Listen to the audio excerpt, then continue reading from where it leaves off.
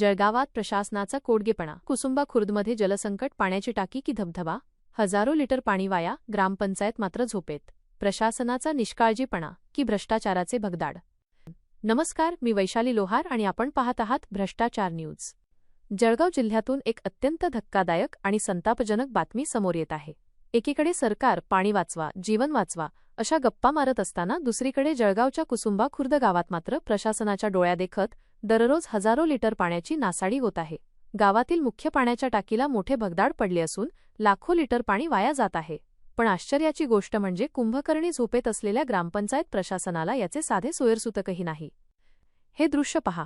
ही कोणती नदी किंवा धबधबा नाही, तर हे आहे कुसुंबा खुर्द गावातील ग्रामपंचायतीच्या निष्काळजीपणाचे जिवंत उदाहरण. या पाण्याच्या टाकीला पडलेले हे भगदाड गेल्या अनेक दिवसांपासून असेच उघडे आहे. एकीकडे रणरणत्या उन्हात गावातील महिलांना पाण्यासाठी वणवण फिरावं लागतंय, घरात पाण्याचा थेंब नाहीये, आणि दुसरीकडे हे मौल्यवान पाणी असं रस्त्यावर वाहतंय. स्थानिक नागरिकांनी वारंवार तक्रारी केल्या, विनंत्या केल्या, पण प्रशासनाच्या कानावर साधी चू देखील नाही.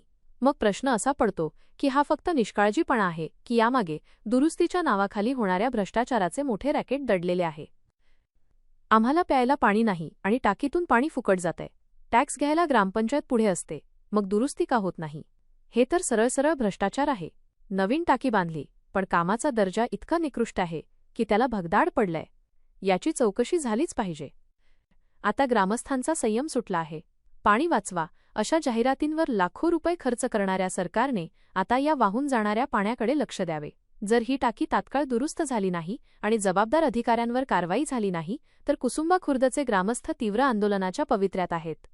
आम्ही या बातमीचा पाठपुरावा करत राहू. कॅमेरामनसह मी वैशाली लोहार, भ्रष्टाचार न्यूज, जळगाव.